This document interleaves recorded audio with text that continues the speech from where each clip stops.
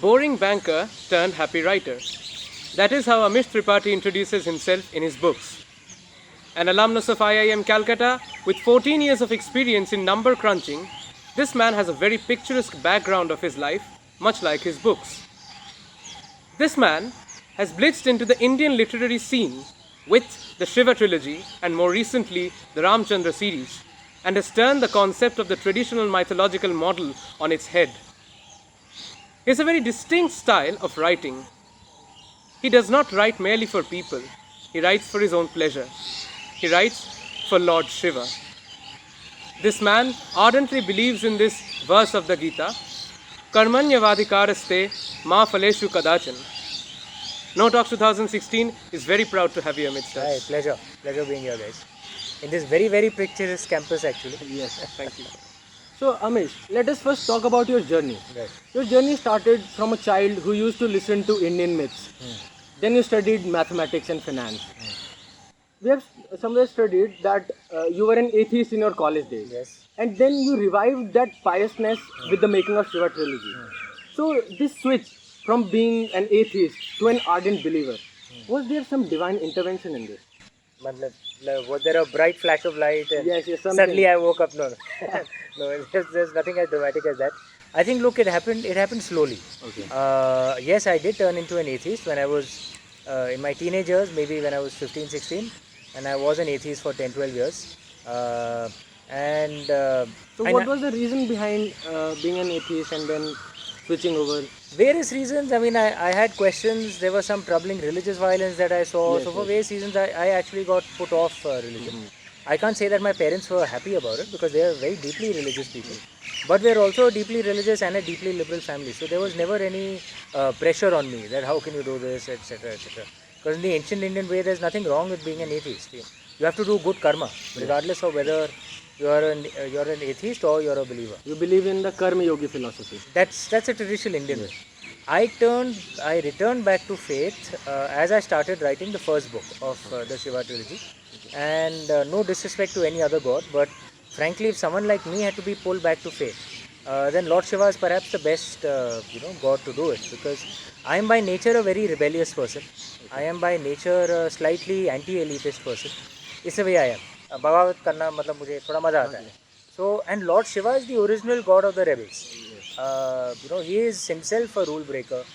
He exists kind of often outside of society. He's not what you'd call a sharp dresser. Yes. He wears a tiger skin skirt. Cremation ghat ka bhasma Anything laga which makes dete him hain. comfortable. Yeah. He dances brilliantly. He's a brilliant musician. Bhang bhi pite hain. So he's a god of the rebel. So for someone like me, he's a very attractive god. So I guess it was natural that I would be pulled back to faith through him. So, would you call yourself an anti-religious person or would you call yourself a believer in all religions? Good question. For that you have to understand what is the ancient meaning of religion.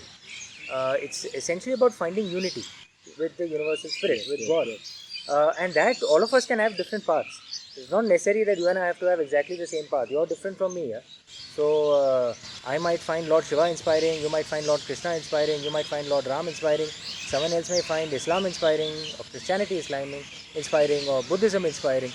There are different routes, but as long as you don't judge someone else's path, that is important. You can't say my path is true and your path is false and you're going to go to hell. That is wrong. Everyone's path is true for him. As long as you do that, then I believe you're following what I believe religion is. Just try and find a path to God. So your own path. You hail from the religious capital, Kashi, right? And that place is actually where religions meet together. The Ganga Jamni Tehzeeb, which we say. So your grandfather, your family, talking about your whole upbringing, it was that of a typical Brahman boy. So did that contribute to the making of trilogy in any way? Or later on the Ramchandra series? Firstly, I don't believe in the caste system at all. You must have noticed on the cover of my books, I don't use my surname. Yes. In ancient times, the caste system was not based on birth. Varna system was Varna was based on your karma and your guna. It was not based on your birth. Valmiki ji, who wrote the original Valmiki Ramayana, was not born a Brahmin. Similarly, Ved Vyas ji, who wrote the Mahabharata, he was born to a fisher woman. It didn't matter where your birth was. So I don't believe in the caste system. but there was an atmosphere in our family of a love of knowledge, of a love of ancient Indian heritage, of a love of debating, of discussing, and that was an atmosphere which my grandfather set up on my father's side, and my grandmother set up on my mother's side. She was also a teacher and a principal of a school. So in our family, everyone reads a lot. सबके घर में कम से कम 1000 book की तो library है. We read a lot, we debate a lot, we discuss a lot. तो atmosphere था घर में. So that's how I learned much of what I know. So sir, you just talked about your cover. So all the covers of your book also have another peculiar similarity. It is the fact that none of the protagonists' face are portrayed on the covers. So is that a marketing strategy, or is it like you could not fathom a suitable face for God? No, I mean, जब picture बनेगी तो obviously, I mean, the face will be seen. It wasn't so much about this. It's one of the benefits of a book as compared to a movie. See, in a movie, you see the vision of the director. Right? You can't put in your own vision into it.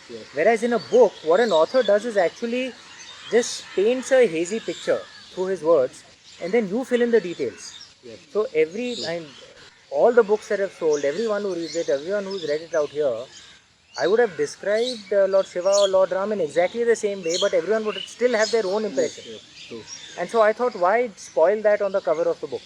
Let people go with their own imagery, because that's the beauty of a book, no? In a book, every reader absorbs it with his own vision. Unlike in a movie. Movie, you can't put your own vision into it as a viewer. So that's the reason, that you approach it from your own perspective. I see my words only as a guide. That's the way I see it. Okay, so you talked about this perception of characters, or you also talked about this, that you cannot put something directly into the reader's mind. So the readers have to perceive it. Right. So you create the scene, a hazy picture.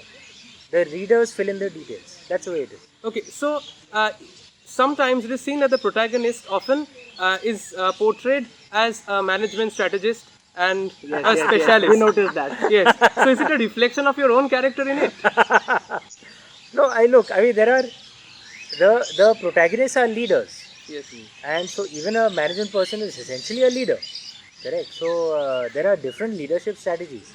And I think the main thing that I try and do is how to make sure that the protagonist remains in character with what he does. So Shiva, for example, in the Shiva trilogy, is a rustic person from a rural background, so his attitude will be that way.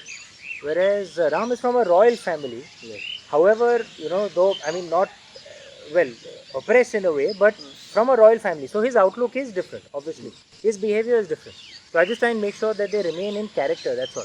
But हर किसी का leadership style अलग होता है. But we always see a glimpse of Amish in the characters. Okay. So let us assume for a moment that your characters inherit something from you. So can we safely assume that your love story was kind of similar to Shiva and Sati, or is it like that typical IIT IM story which is being described in novels like Two States and Half Girlfriend? No, my love story is actually not like Lord Shiva and Sati. Okay, typical one. My love story was, I met the girl who's my wife now. I met her when I was 15 years old. Okay. In college, first year of junior college. Okay. First day, we were standing in line for our ID cards. So I fell for her on the first day only. And we got together 2 years later. So it took me 2 years to convince her I'm not that bad. And we've been together ever since. So since when I was 17 years old. So we've been together for 24 years now. So our love story is quite different. We've grown up together. And also talking about these characters, is it like you have been a manager, so you have directed your employees and assigned them roles? To say it this way, that did you also decide the fate of your own characters yourself, or is it like the characters decided their own fate? Initially when I started writing The Immortals of Melua, I was actually trying to write like an MBA, with a management style. So I'd made a story summary, kind of story flow, logical, character sketches. And Excel that was, sheet type of a thing. Correct. Excel sheet, PowerPoint, all that, yeah. And that was a complete flop. It was a complete disaster. It didn't work at all. Because as you said, the characters were actually not following the character sketch that I had in mind. Except for Lord Shiva, perhaps out of pity on me. Every other character was, the way the story was emerging, I myself was getting shocked. कि भाई इसने ये कैसे कर दिया? Because there were people who were supposed to be good guys who were doing not so good things, and there were people who were supposed to be bad guys doing good things. So characters develop a life of their own, and I gave up that old management strategy only when In the war. then there was one character in the first book who was supposed to be a very happy, jovial, fun character. Okay. And the way he was emerging in the book was he was a very tormented, sad, unhappy soul. Like I would think about him and I would start crying. Can we know which character it was? Like, I have read all 4 of your You books. read all four, no? So, Okay. So I it's would- Lord Ganesh. Okay, Lord So Ganesh. I was Yes, I was struggling and I was desperately trying to change his character into a happy, jovial, fun. But he came out as person. a dark shade Dark hero shade, for yeah. all of us. Yeah, the he was- anti-hero of the he whole was, story. and he was suffering. He was suffering. He was tormented. Yes. So I was struggling so much that actually I stopped writing the book. Okay. And then finally I gave up all this management yarn and just started going with the story the way the characters wanted it to go. So my wife had read this wonderful line somewhere that you shouldn't write with the arrogance of a creator, you should write with the humility of a witness. So you're not the creator of the story, you're just a witness. The characters will tell their story, you just follow it. And that's how I write. So, we had a talk about the novel cover. There are certain stereotypes related to the representation of God. Like we can see it here that most of the protagonists have that ripped musculature and physique. For example, let us take Lord Shiva himself. Apart from musculature and physique, most of the times it is depicted that he finds solace in his chillum and its content. You know what we mean, right? So, is it justified typecasting something as big, as large as God? You know, the thing to realize is that all these gods, when they, when their stories were written or the way their stories are, they are warriors. Yes. So they are not traders, they are not, engineers, MBAs like we are. They are warriors. Warriors have a certain type of body. Okay. Otherwise, they'll not be able to battle, right? So, but even warriors have different types of body. So if you see the cover of the Shiva trilogy, Yes, there is a difference. Lord Shiva is a very bulky, tough person. That Himalayan body. The kind of person who will be fighting with a sword or a mace all the time. Yes. So, kind of person who can keep swinging a mace for 1 hour and still not be panting. Yes. Whereas Lord Ram has the kind of Lean body, body. that a archer Yes. has. Yes. An archer has very big shoulders, very big arms, Back. but the rest of his body is lean because essentially it's his upper body which does most of the work. So the body types are in alignment with the kind of warriors they were. So the way you have portrayed the characters, they are very close to reality as well. Now, when we talk about reality, what happens is we talk about religion and science on the same platform. Now, do you think that someday science would actually admit that a supreme entity exists? Religious leaders and scientists coming together on the same platform? Because we have seen that thing developing in your novel. This entire concept of science and religion being in conflict with each other is a modern Western concept. Yes. In India, it was never that way. In most ancient cultures, even ancient Rome, ancient Greece, ancient Egypt, it was never that way. This has happened in the modern West more because there was a fight between the church and the scientists, the Western church and the scientists, and that's what has reflected in the so-called fight between religion and science. In India, ancient India, most scientists were also deeply religious people. Why? Because in ancient India, the concept of religion was never that you stop asking questions. Ancient Sanskrit, for example, had no word for the English word blasphemy. Where you question God, which is supposed to be wrong. Ancient Sanskrit had no word for it. Why? Because they didn't have the concept, so they didn't have a word for it. You are supposed to question God also. Supposed to question everyone. So religion is not in conflict with science, because the only place where religion gets in conflict with science says you're supposed to question everything. Religion says you're not supposed to question God. Correct? But the Indian religion says you are supposed to question God. You're supposed to question everyone. And there's no reason for any conflict. And in ancient times there was no conflict. Not just in India, frankly, across the world. So in Indian philosophy, sir, we have two concepts of worshipping God. Sakar and Nirakar. You must know that. So in most of your books, God is being portrayed as Sakar. But what physics points out, what science points out, is that if there is any God, then it must be Nirakar, the energy form. Right. So which of the versions do you believe is true? Because you have been into the religious part as well. You have been into the science part as well. So which of the versions do you believe is true? In the traditional Indian way, actually, there is no contradiction between the two. Yes. There is a Nirgun Nirakar formless God, which essentially is actually all of us put together at the moment of creation. And at the moment of destruction again it will go back into the Nirgun Nirakar God. But when creation happens, the Nirgun Nirakar God, in a way, manifests himself or herself. In ancient Sanskrit, you couldn't even say him, because he was beyond gender also. Manifests into what we see the world today.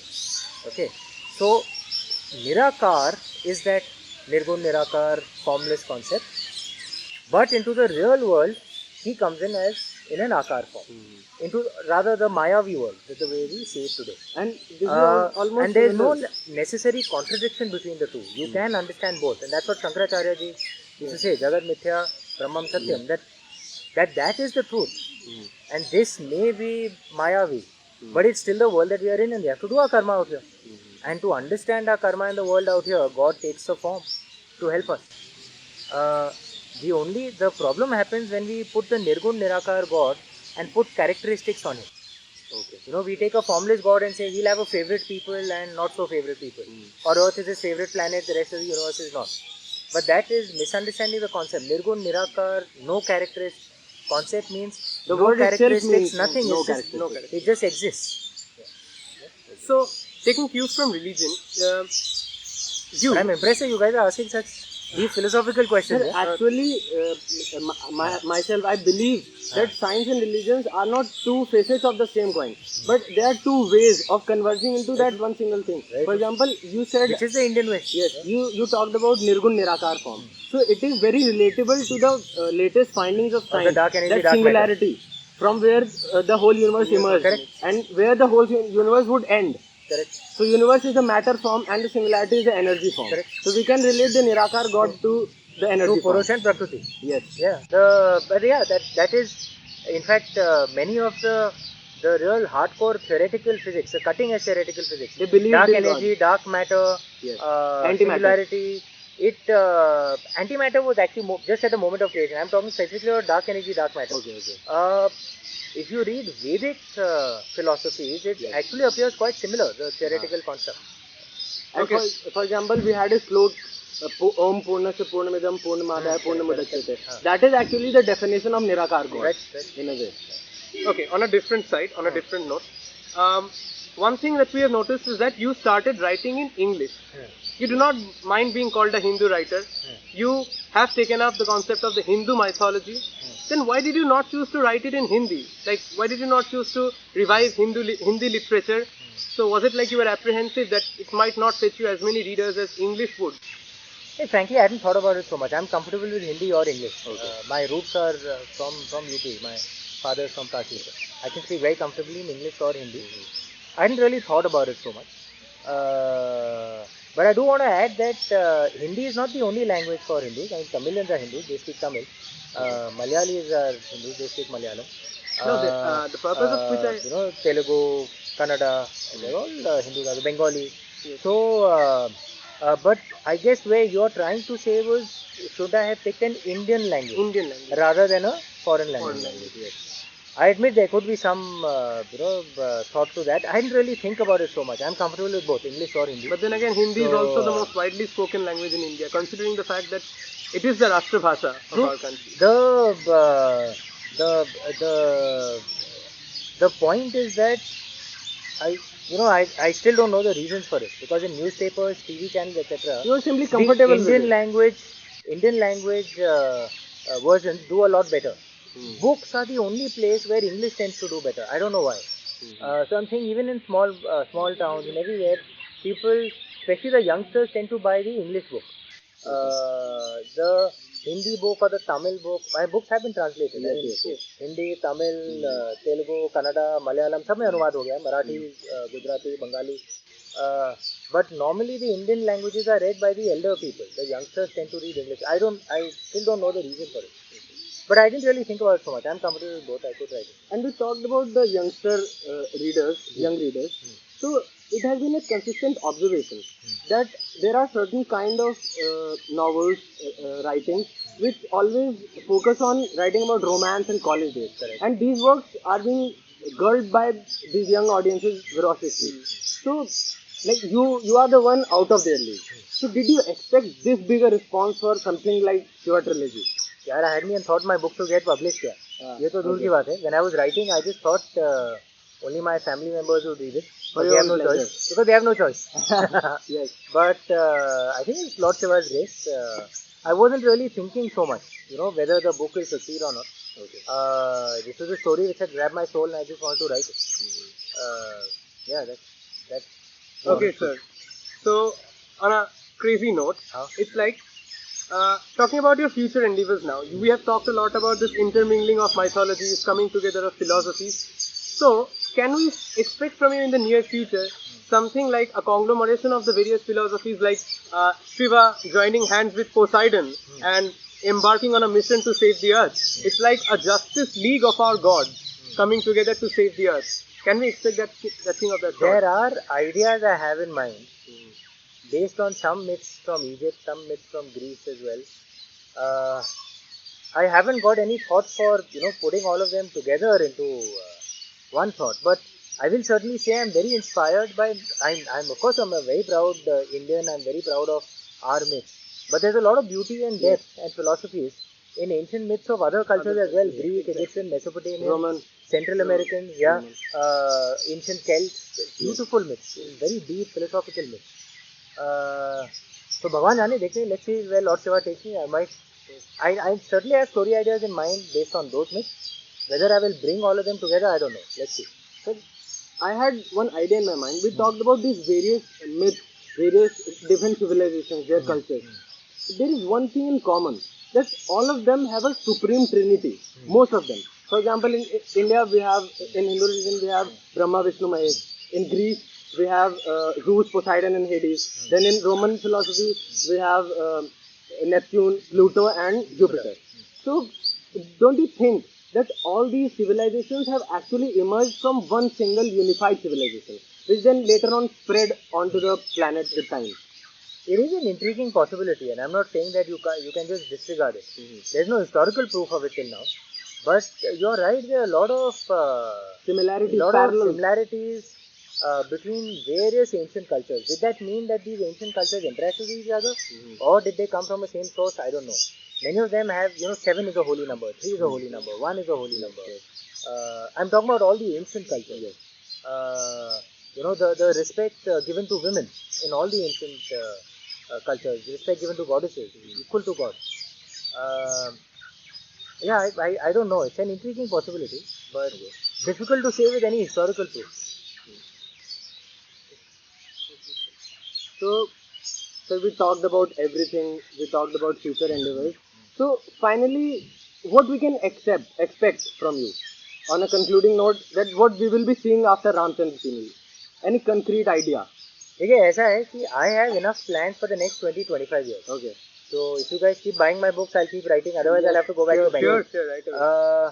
And all the ideas that I'm going to write on over the next 20-25 years, I've left clues for all of them in the Shiva trilogy. Okay. So those of if you've read Sign of Ishwaku, you can go back to the Shiva trilogy. You'll find I've left clues there, which actually connect to the Ramchandra series. Yes.